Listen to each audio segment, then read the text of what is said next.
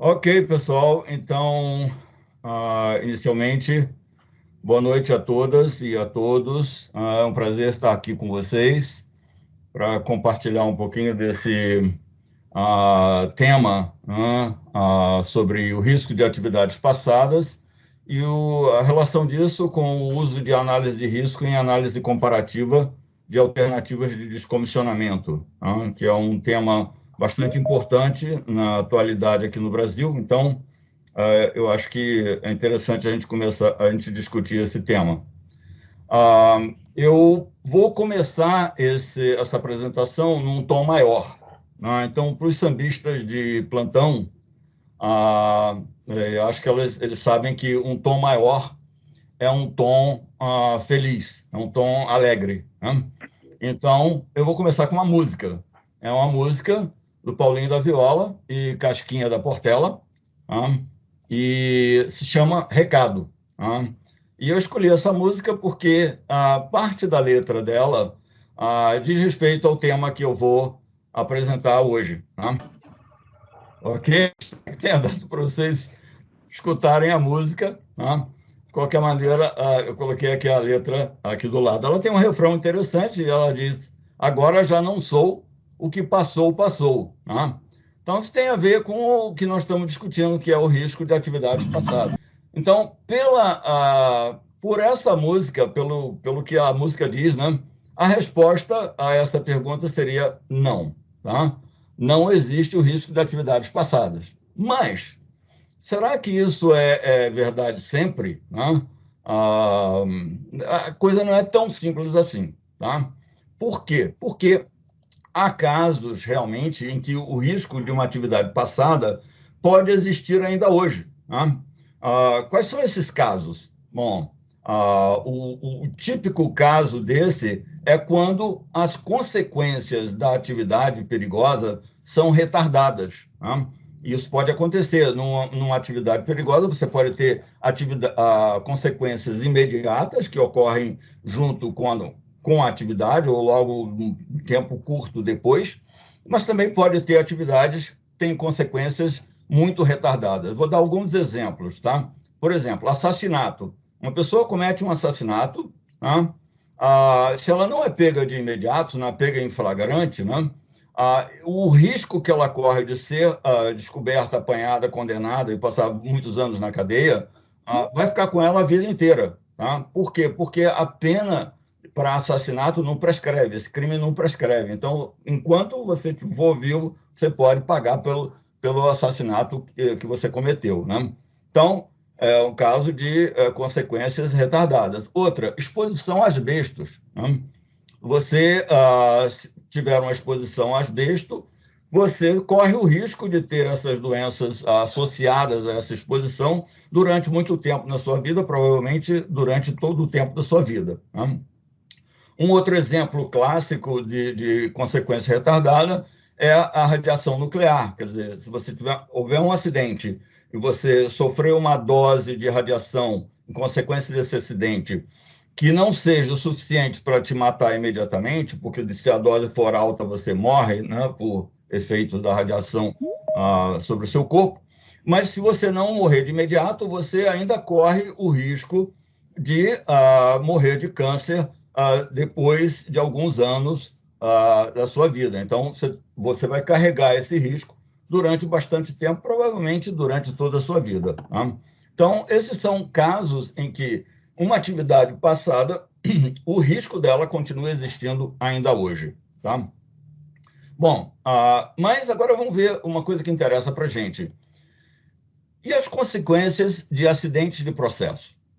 De que tipo são essas consequências? Bom, a gente sabe muito bem que, de uma maneira geral, essas consequências são do tipo imediatas. Tá? Então, explosões, incêndios, contaminação por intoxicação de um produto tóxico. É verdade que há alguns produtos tóxicos que podem ter efeitos retardados e tal, mas, de uma maneira geral, nós estamos mais preocupados, nesse caso, com doses agudas que podem te matar imediatamente. Né?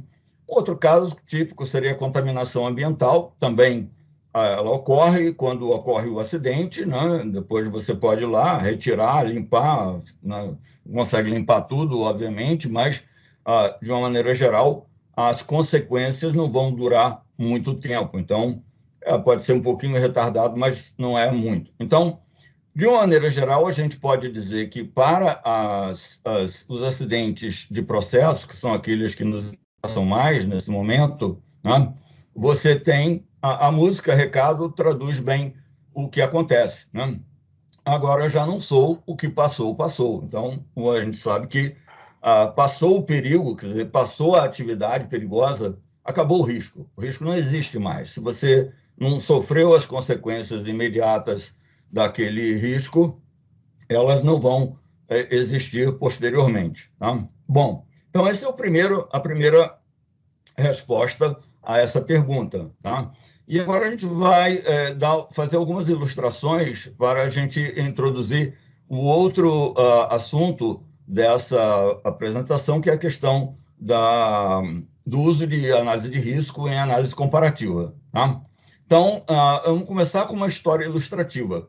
Você está numa situação de perigo. Qual é? Você vem numa estrada, né, com a sua família, seus amigos, dentro do carro, e você olha vindo na direção contrária uma carreta a toda velocidade. Tá? Uma pista de mão dupla, chovendo, uma carreta vindo na sua direção em alta velocidade, é uma coisa tanto quanto desagradável. Você sente que você, naquele momento, está correndo um grande risco. Né? Mas você tenta, então, gerenciar o risco naquele momento, como talvez se esfregando o máximo, se esgueirando o máximo para a direita, né? Sem entrar no acostamento, porque é ilegal entrar no acostamento. Então, você tenta ficar ali e reza 3 Padre Nosso, 2 Ave Marias para o caminhão passar sem te pegar. Uma vez que a carreta passou, você respira aliviado, digo, ups, esse risco passou, esse risco já era, não estou correndo mais esse risco. Pode ser que mais na frente venha outra carreta, mas esse é outro risco. Esse aqui já foi, tá? Esse aqui passou. Então, é um caso típico. Agora, vamos ilustrar com uma decisão, tá? Que estrada tomar? Então, eu tenho ido, né, já fui algumas vezes para uma cidadezinha muito charmosa no interior de Minas Gerais, na Serra da Mantiqueira, chamada São Sebastião do Rio Verde. Tem 2.500 habitantes, fica na serra, bonitinha, né? E um grande amigo meu construiu uma bela casa lá, eu já fui lá umas 3 ou 4 vezes. Tá?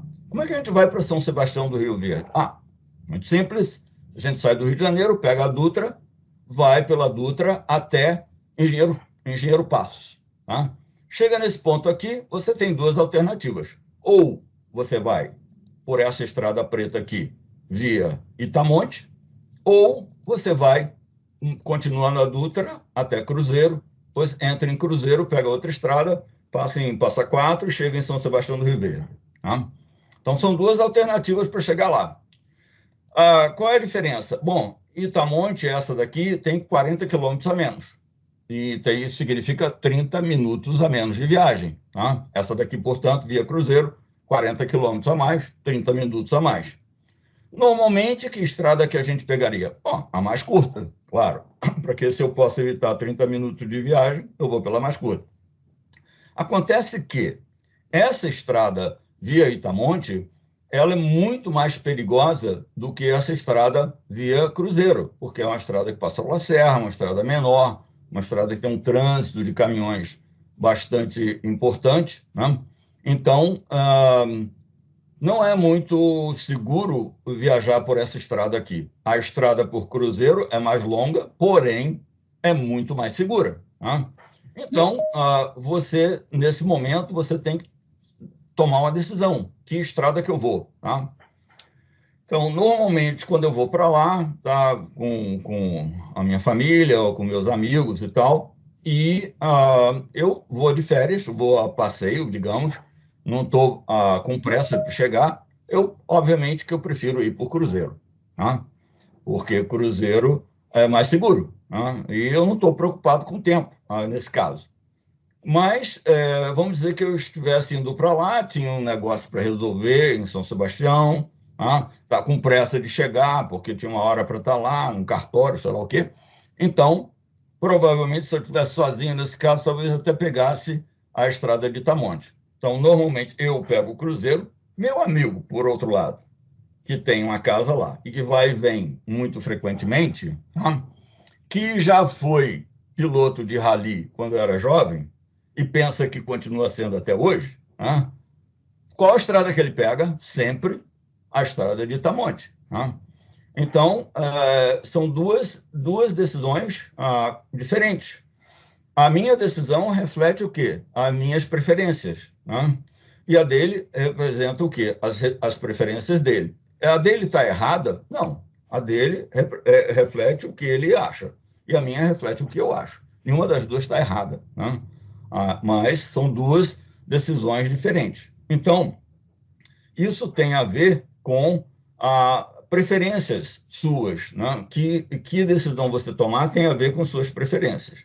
Bom, agora eu estou interessado em saber como é que eu calculo o risco daqui para lá. Olha, é muito fácil. Eu tenho essa estrada aqui, eu sei calcular o risco para chegar lá por essa estrada, essa aqui, o risco de ter um acidente, de morrer e tal. Tá? E se eu estou com outras pessoas dentro do carro, eu sou um cara democrático, né? Pelo menos acho que sou. Vamos fazer uma votação aqui, ver quem que acha. Se tem 4 pessoas no carro, se a votação for 3-1 para ir por uma estrada, eu vou para a estrada escolhida. Se a votação for 2-2, eu uso meu voto de Minerva, eu vou por Cruzeiro. Tá? E vamos dizer que a gente tenha escolhido ir por Cruzeiro. Mas aí, um dos meus amigos ficou descontente com essa história e disse, olha, não, peraí, vocês estão calculando o risco errado. Tá? Vocês calcularam o risco de cada alternativa somente de Engenheiro Passos para frente. Mas não é isso. Você tem que incluir também o risco desde o Rio de Janeiro até Engenheiro Passos. Aí eu, caramba, que isso? Será que faz sentido essa coisa? Eu estou decidindo se eu vou por essa estrada vermelha ou pela preta. Eu tenho que decidir, eu tenho que usar o risco todo, eu tenho que levar em conta o risco daqui até aqui. Bom, eu vou deixar por enquanto essa resposta, mas a pergunta é, será que faz sentido a ideia do descontente? Será que faz sentido? Então, isso a gente vai ver mais adiante. Tá? Eu vou pegar uma outra decisão aqui para começar a introduzir o conceito de análise comparativa. Tá? E essa decisão vai ser simplesmente que carro comprar. Ok? Então, primeira coisa, uma decisão que todo mundo já teve que fazer, eu garanto, dos que estão vendo aqui, provavelmente, todo mundo já fez essa decisão. O que a gente faz para tomar uma decisão quando a gente tem várias alternativas? Primeira coisa, definir bem as alternativas. Tá? Você tem que definir, então eu vou definir carro A, B e C. Bem preciso, quanto mais preciso, melhor. Não pode ter ambiguidade na sua definição, tem que ser precisa. Tá? Uma vez que eu defini as alternativas, o que mais que eu tenho que definir? Tem que definir os atributos que eu vou usar. Lá na minha estrada, eu tinha 2 atributos: tempo de viagem e segurança, risco. Tá? Tinha dois atributos. Aqui no carro, eu posso ter vários atributos. Então, vamos dizer que eu tenha escolhido esses atributos aqui: preço, segurança, aceleração do carro, confiabilidade, custo operacional e status. Tá? Então, podia ter escolhido outros, podia ter escolhido, sei lá, emissão, outras coisas que eu quisesse. Mas vamos dizer que eu tenho escolhido esses. Tá? Então, eu vou usar esses atributos aqui, que são os critérios para a decisão. Tá? Vou usar esses critérios aqui para decidir o que eu vou fazer. Tá? Então, a terceira coisa que eu tenho que fazer, uma vez que eu escolhi os atributos ou os critérios, eu tenho que definir como que eu vou, quais os indicadores de desempenho que eu vou usar para cada atributo desse. Tá? E agora eu tenho uma escolha antes de fazer isso, que é o seguinte: eu posso usar o método de análise comparativa de uma forma qualitativa ou de uma forma quantitativa. Tá? Vamos dizer que eu queira usar a forma quantitativa. Então, quantitativa, eu tenho que definir indicadores de desempenho para cada atributo que possam ser quantificados. Tá? Então, preço é fácil. Preço, eu vou botar o preço em reais. Segurança, eu vou usar o risco. Que risco? Eu vou calcular o risco de eu morrer num acidente com cada um desses carros aqui, né? Nos próximos 5 anos. Digamos que eu decidi que eu vou usar o carro por 5 anos, depois vou vender, trocar por outro carro. Tá? Então, eu vou calcular qual o risco de eu morrer num acidente com cada carro desse por 5 anos. Tá? Aceleração. Quantos segundos eu atinjo 100 km por hora? Confiabilidade. Eu posso dizer probabilidade de eu ter uma falha séria no carro fora da garantia. Tá? Então, é uma maneira de medir a confiabilidade. Custo operacional. Esse é o OPEX do carro, né? Quer dizer, é o que eu vou gastar para manter o carro andando durante esses 5 anos. E status? Bom, status é uma coisa mais complicada, porque não tem assim, óbvio, não é óbvio que indicador que eu vou escolher. Mas digamos que eu seja uma jovem moça, né? Ou um rapaz também jovem, eu posso dizer o seguinte: quantos parceiros eu vou conseguir nos próximos 5 anos com cada um desses carros?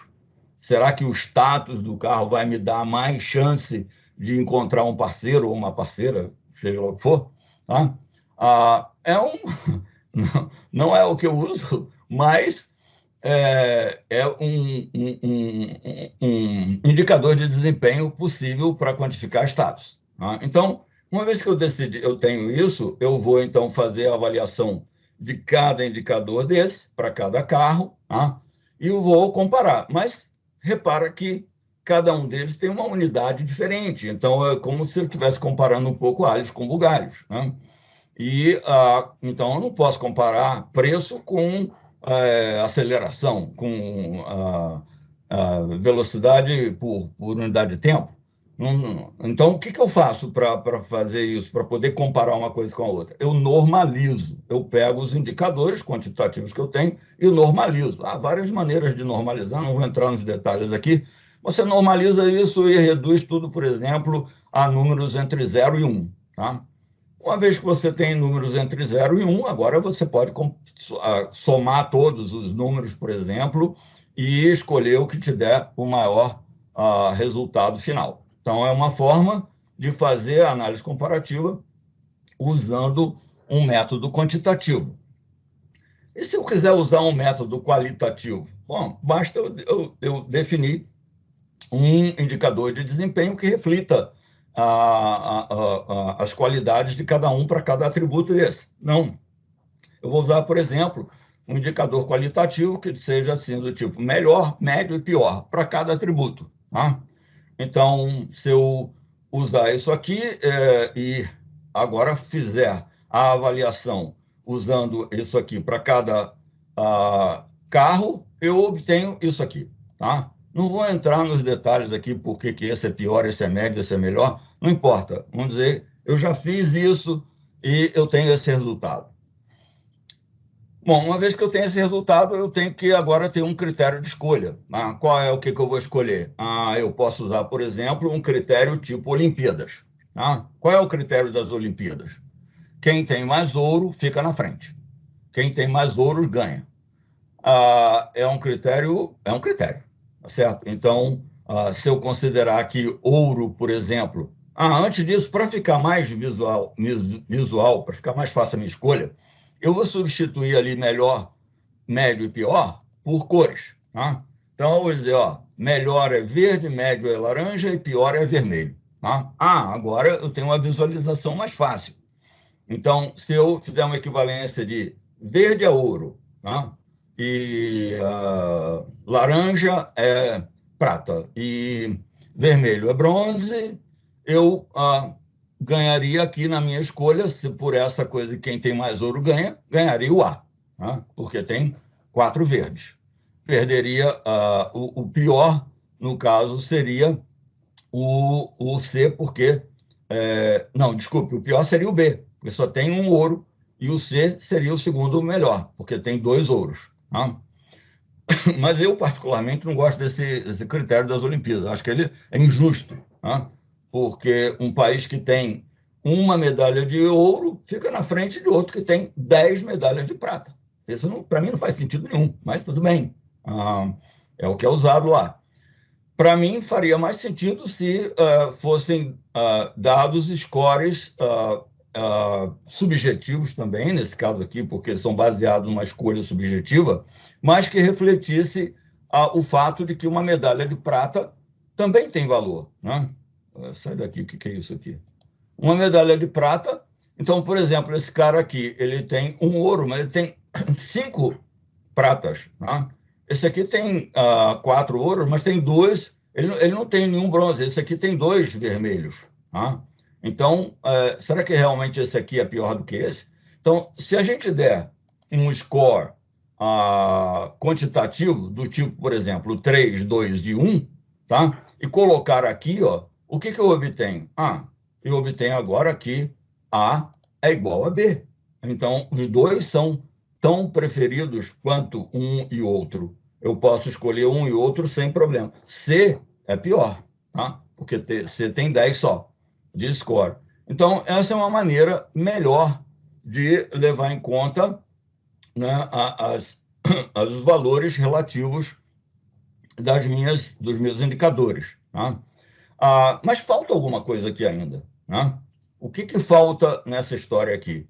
O que falta aqui é o seguinte, que quando eu uso esse critério que está aqui, ó, eu estou dando o mesmo valor para todos os atributos, a mesma importância para todos os atributos, ou para todos os critérios, como vocês queiram. Tá? Então, aqui eu estou dizendo que ter um verde em segurança é igual a ter um verde em aceleração, ou um verde em status. Será que é isso mesmo? Será que as pessoas pensam desse jeito sempre? Não, nem sempre. Tá? O que está faltando aqui são os pesos relativos dos atributos, ou seja, as importâncias relativas dos atributos para o tomador de decisão. Tá? Então, vamos dizer que eu decida que, para mim, por exemplo, o preço vale 20% do meu score final, a segurança vale 20%, a aceleração vale 20%, confiabilidade vale 10%, custo operacional vale 10%, status vale 20%. Então, se eu colocar isso aqui e colocar esse score, esse peso, em cima dos scores que eu dei, tá? e calcular um valor médio, eu agora vou ver o seguinte, olha, A ganha sozinho, tá? Porque, de acordo com essa escala de valores aqui e com os indicadores de desempenho que eu avaliei, ele ganha. Tá? Então, ele é mais preferido para esse caso. E se eu mudar os pesos? Se eu mudar os pesos, vamos dizer, eu chego aqui e boto 40, 25, 10, 25. Tá? Obviamente que os resultados vão mudar. Tá? E agora eu tenho, por exemplo, que B e C são iguais, e A perde. Tá? Então, esse resultado aqui reflete o quê? Reflete essa distribuição de pesos que eu coloquei, que, por sua vez, deve refletir o que o tomador de decisão prefere. Isso aqui é uma preferência do tomador de decisão. Tá? Se eu mudar novamente a distribuição de pesos, botar uma distribuição de pesos, por exemplo, que leve mais em conta o preço, porque eu estou sem capital, não quero muito dinheiro num carro muito caro e tal, eu boto que vale 55%. O resultado disso é que vai ganhar o C. Né? Por quê? Porque, por causa desse peso que eu coloquei aqui. Então, o resultado da análise comparativa, ela reflete também as preferências do tomador de decisão. E isso não tem nenhum problema, não tem nenhum erro com a metodologia. Ela é assim porque é assim para isso que ela foi feita, para você poder escolher de acordo com aquilo que você prefere. Tá? Então, isso é muito importante. Então, a gente lembrar que a análise comparativa, ela depende de 3 fatores, 3 elementos básicos. Primeiro, os critérios de decisão ou os atributos, que sei lá o nome que você quiser dar. Depende dos indicadores de desempenho que você usar para fazer a avaliação e depende dos pesos relativos. Dadas essas 3 coisas, você vai ter a sua decisão, a sua escolha determinada a partir dessa avaliação. Ok? Então, essa é a essência da análise comparativa. Tá? É uma metodologia que leva em conta esses três critérios para te dizer, para você, para as suas preferências, qual é a melhor decisão, qual é aquela que você prefere mais. Tá? Então, uma coisa que é fundamental, que a gente queria entrar aqui, é exatamente como que eu avalio o indicador de desempenho do atributo segurança nessa decisão dos carros. Tá? Bom, eu já disse segurança, eu vou calcular o risco pelos períodos de tempo que eu acho que eu vou possuir esses carros, que eu vou usar esses carros. Então, 5 anos, por exemplo. Tá? Então, eu vou fazer o seguinte, eu vou calcular o quê? Um indicador que é, por exemplo, o risco de fatalidade durante um período de 5 anos. Eu posso calcular isso como? Vou botar aqui uma maneira de calcular. Seria o seguinte: três fatores. FA seria frequência média de batidas graves por ano com o carro A. Então tem que ter esse indicador, tirar isso de algum lugar, estatísticas de acidentes, etc. Tá? Probabilidade de falha do sistema de segurança de A, dado que eu tenho uma batida. Tá? Então, eu tenho uma batida e o sistema não me segura. Tá? Então, eu vou ter uma consequência grave em função disso. E o outro fator que entra em conta aqui é o tempo que eu vou ter para possuir de condução desses veículos daqui para frente. Tá?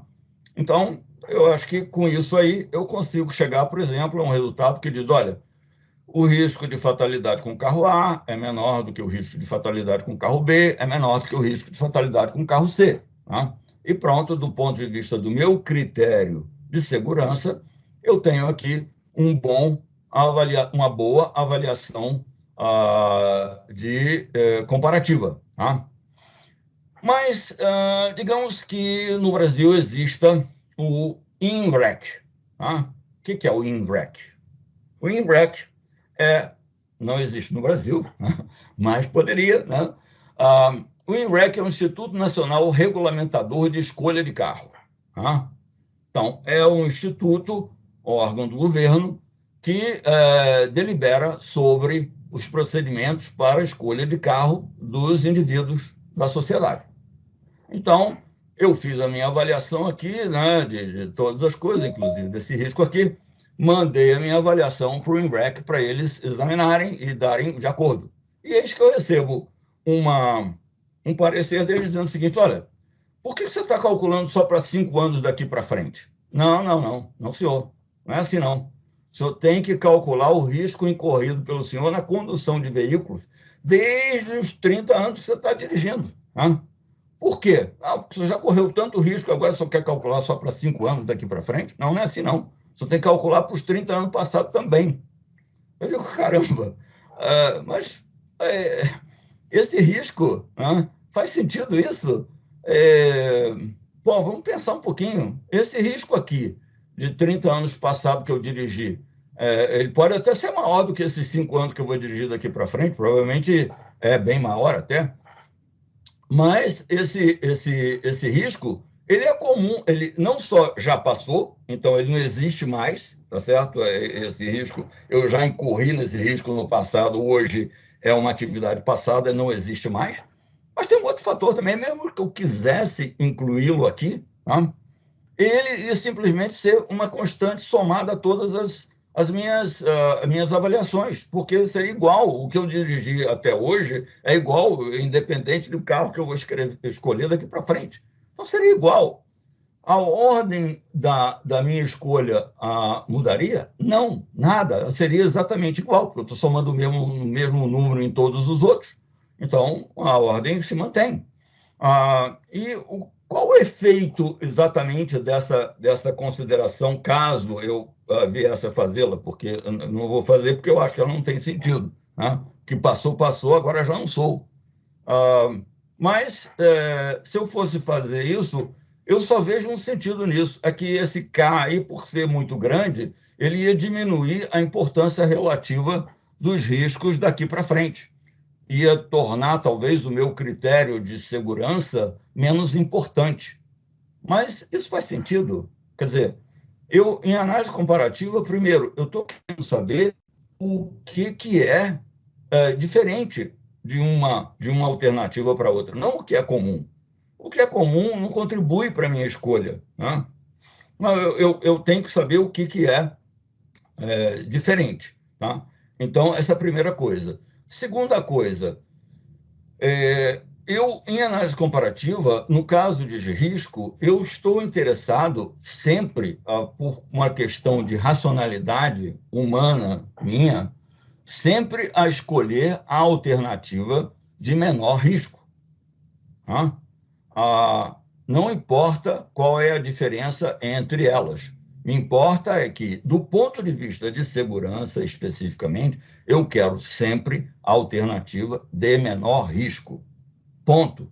É claro que se houver outros critérios, como é o caso da análise comparativa, no final das contas eu posso acabar até escolhendo uma alternativa que tem um risco maior do que outra, porque há outros critérios que entram na minha decisão. Segurança não é o único critério. Mas se eu tivesse restrito ao critério segurança, a minha obrigação seria escolher o de menor risco. Tá?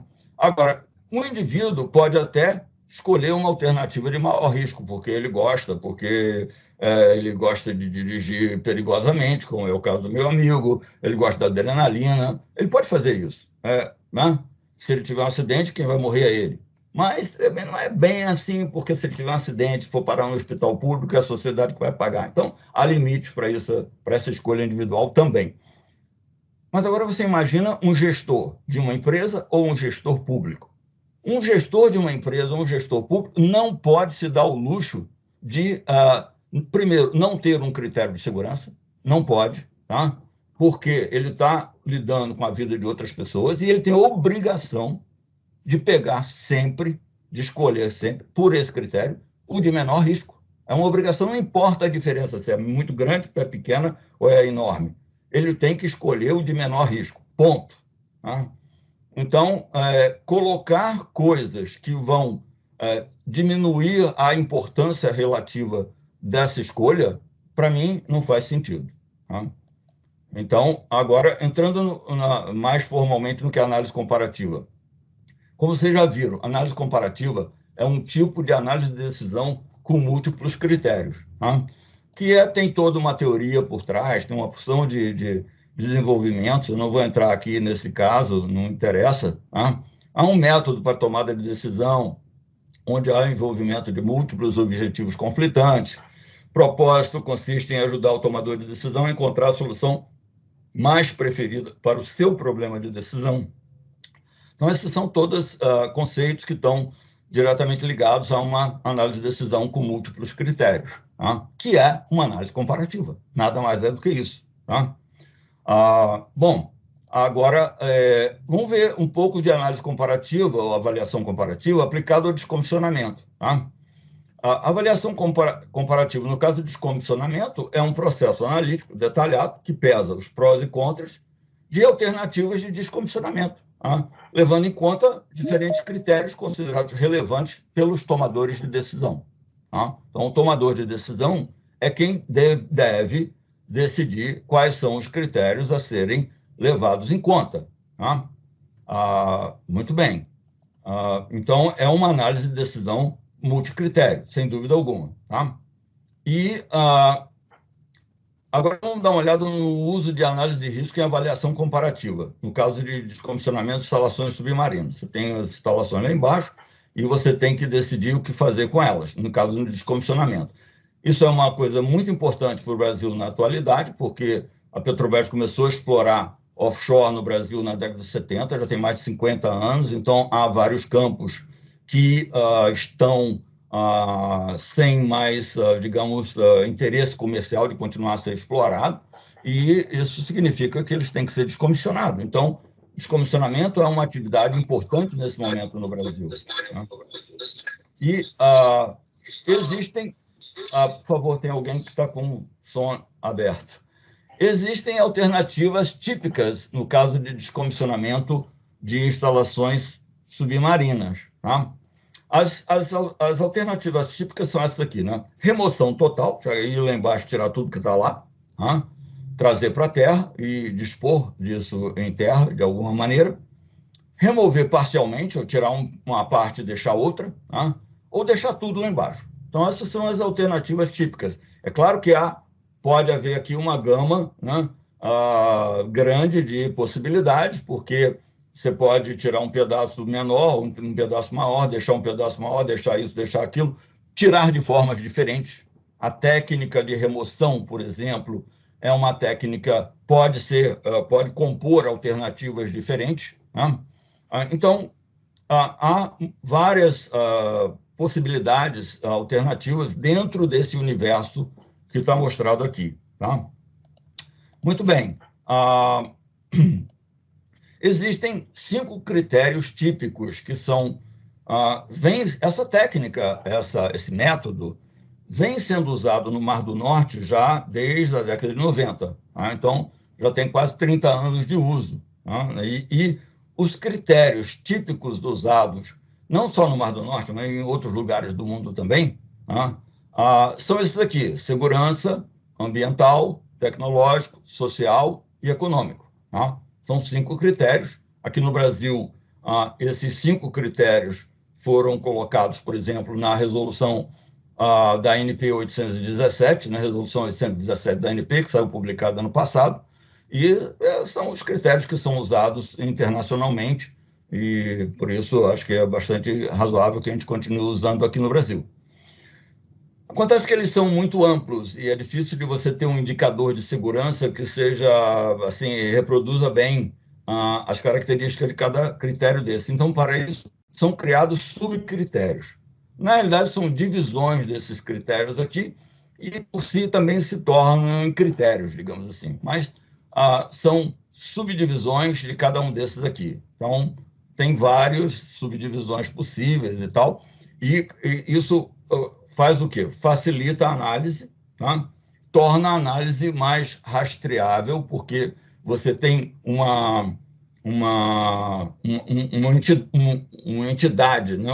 um conceito mais simples, menos vago, para avaliar. Então, seus indicadores de desempenho podem ser mais fáceis de serem compreendidos, tanto qualitativamente quanto quantitativamente. Então, é uma boa técnica fazer isso, sem dúvida alguma. Isso aí, então, gera uma avaliação comparativa, tá? Usando todo esse universo de possibilidades para avaliar cada uma das alternativas que você escolher para o seu caso específico. Aqui, no caso, nós estamos interessados no critério de segurança. Eu não vou entrar nos outros aqui, não estou interessado nesse momento, nesse tipo de coisa, eu estou interessado na questão da segurança. Tá? Então, qual o indicador de desempenho do atributo segurança, tá?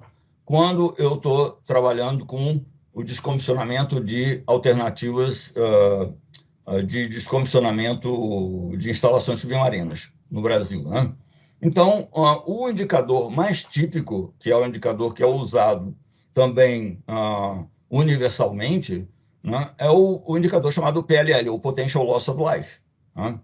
Que em instalações de processo, o Potential Loss of Life é calculado fazendo a frequência de acidente multiplicado pelas consequências. Então, digamos, isso aí também é chamado de risco social médio, né? Então, é o mais fácil de ser usado. Então, você tem aqui tantos eventos por ano e 10 mortes por evento, então você vai ser 10 mortes por 10 vezes F por ano, tá? Então, isso é um indicador que é muito usado para instalações de processo. Tá? E funciona bem para instalações de processo, porque os tempos de interesse, nesse caso, são tempos longos. Estão falando de 30, 40 anos. Né? Então, faz sentido eu ter essa frequência, que nada mais é do que uma intensidade do processo. Né? Você tem um processo, digamos, um processo estocástico que dá origem ao risco aí que está correndo por trás, e essa frequência é uma espécie de intensidade desse processo. Então, faz sentido eu classificar as minhas atividades em função dessa intensidade. No caso das atividades de descomissionamento, elas ocorrem em tempos bem menores. Tá? Então, eu estou falando de atividades que ocorrem em uma semana, outra que ocorre em um mês, 6 meses, um ano, raramente mais do que isso, mas pode até ser 2 anos. Tá? Não mais do que isso, muito raro. Tá?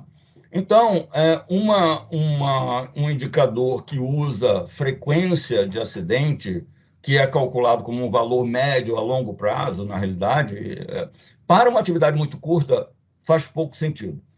Principalmente se você está comparando alternativas e elas têm durações diferentes. Então, eu posso ter uma alternativa que tem uma intensidade muito alta, ou seja, uma frequência muito alta, porém, ela tem uma duração muito curta. Então, do ponto de vista de risco total, ela pode ter um risco total menor do que uma outra que tem uma intensidade mais baixa, mas que dura muito mais tempo. Tá? Então, vocês estão vendo que a duração da atividade é um fator importante também. Tá?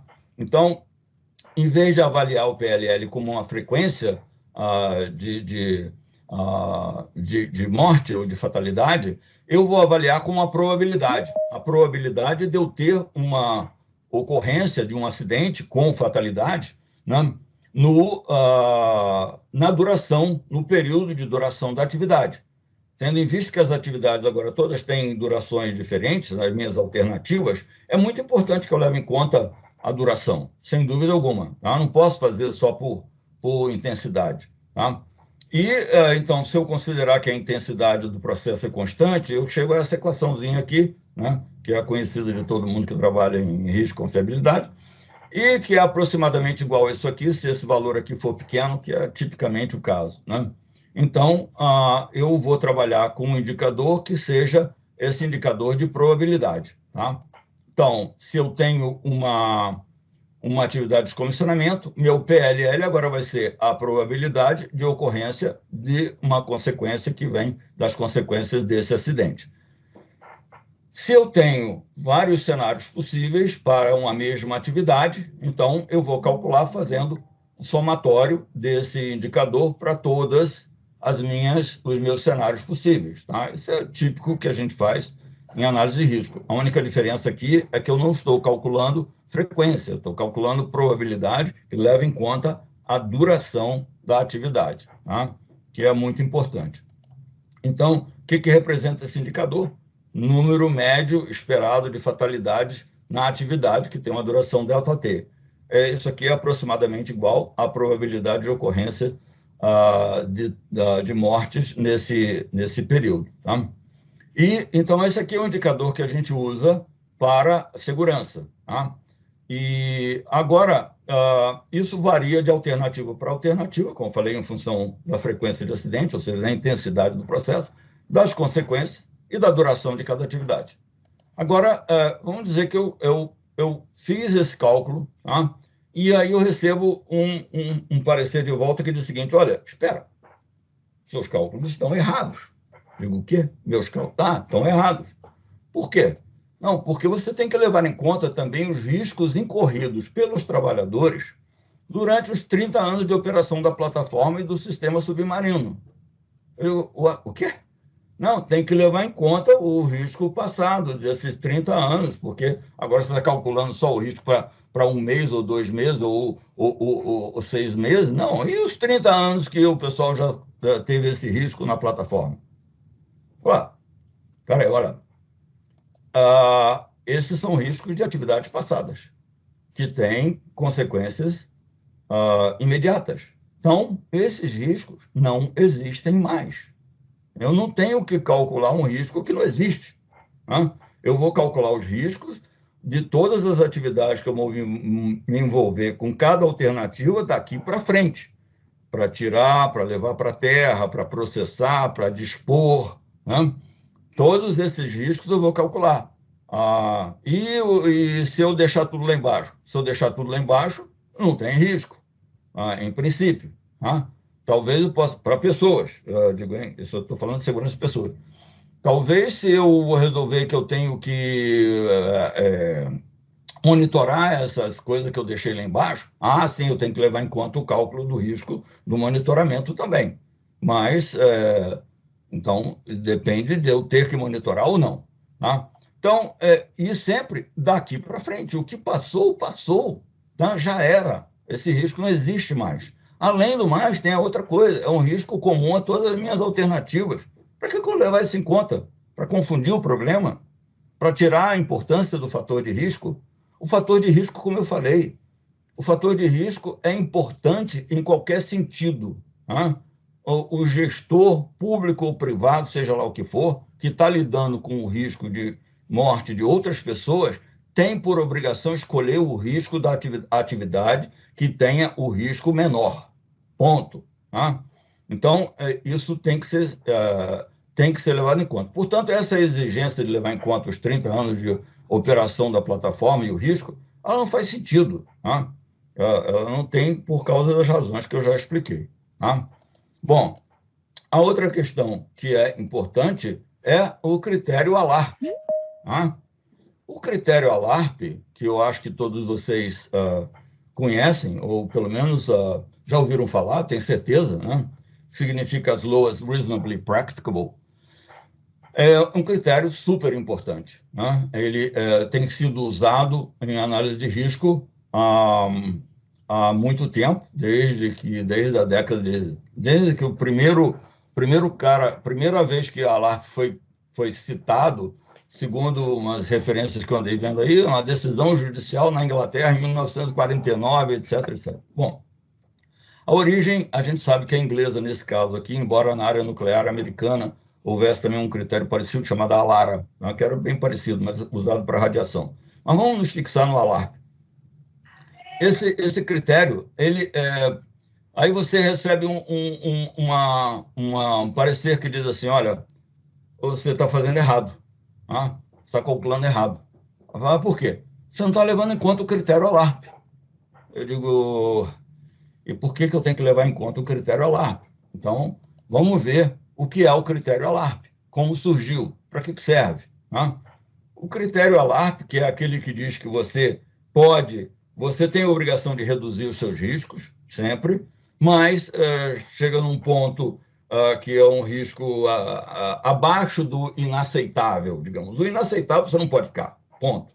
Mas abaixo do inaceitável, pode chegar num ponto que, para reduzir ainda mais, você precisa gastar tanto dinheiro que a quantidade de recursos que você vai gastar é desproporcional em relação ao benefício que você vai ter.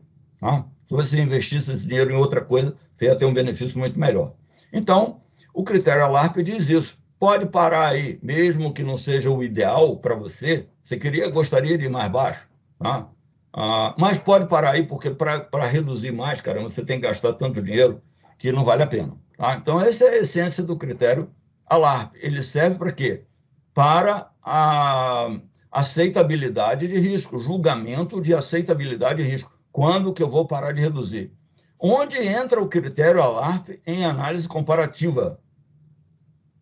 Resposta: não entra. Nós não estamos tratando de aceitabilidade de risco em análise comparativa. Não existe. Aceitabilidade de risco não faz parte da análise comparativa. Sabe por quê? Porque quando você faz a análise comparativa, o primeiro passo, como a gente viu, é escolher as alternativas. Dentre essas alternativas, não pode ter nenhuma que tenha um risco inaceitável. Porque se ela tiver um risco inaceitável, ela não é uma alternativa válida. Ponto. Não é válido. Então, se a empresa diz, eu tenho 5 alternativas aqui, aí ela mesma olha para as alternativas e fala assim, essa daqui, o risco é inaceitável. Fora, ela sai da análise. Ela não pode estar dentro da análise se ela é inaceitável, ela é inviável do ponto de vista de aceitabilidade de risco. Então, as alternativas que ficam, todas elas estão de risco aceitável. Tá? Não tem nenhuma de risco inaceitável. Agora, o fato delas terem riscos aceitáveis significa que elas têm riscos iguais? Não. Elas têm todas riscos aceitáveis, porém uma é maior do que outra e outra é maior do que outra. E qual é a obrigação nossa? Escolher a menor, mesmo que todas sejam aceitáveis. Agora, se tem uma inaceitável não. Inaceitável não pode entrar aqui. Então, é a mesma coisa. Se tem uma atividade que seja ilegal, uma alternativa que é ilegal, ela pode fazer parte da análise comparativa? Não. Uma alternativa ilegal não pode fazer parte da análise comparativa. Ponto. Ela é inviável, ela não é válida. Então, por exemplo, se houvesse alguma lei no Brasil, regulamentação que tem força de lei, seja lá o que for, que dissesse o seguinte: não se pode deixar nada no fundo do mar, ponto. Então, a gente teria uma alternativa que é: vou deixar tudo lá, ou vou deixar parte lá embaixo? Não, seria inviável, não seria válida. Por quê? Porque não é legal. Mas não existe nenhuma lei no Brasil que diga que você não pode deixar nada lá embaixo. Todas elas dizem assim, mais ou menos: você não deve deixar coisa lá embaixo. Mas, se você justificar por algum critério, e aí o critério de justificativa eu não estou discutindo aqui, a análise comparativa é um deles, né, que é citado, inclusive, na Resolução 817, então você pode deixar coisa lá embaixo. Portanto, deixar coisa lá embaixo não é uma alternativa ilegal. Se o fosse, não seria válida para análise comparativa. Então, ela não é ilegal. E também, se fosse ilegal, ela não estaria na Resolução 817. A Resolução 817 diz exatamente isso. Você não deve deixar, mas se você justificar através de uma análise comparativa, eventualmente você pode deixar. Então, não tem nada de ilegal nisso. Então, o que eu quero dizer em análise comparativa, não estamos tratando de aceitabilidade de risco. Se não estamos tratando de aceitabilidade de risco, tá? Não há envolvimento do critério ALARP. Tá? Ponto. Eu já falei da questão do indivíduo versus o gestor, então não vou repetir agora.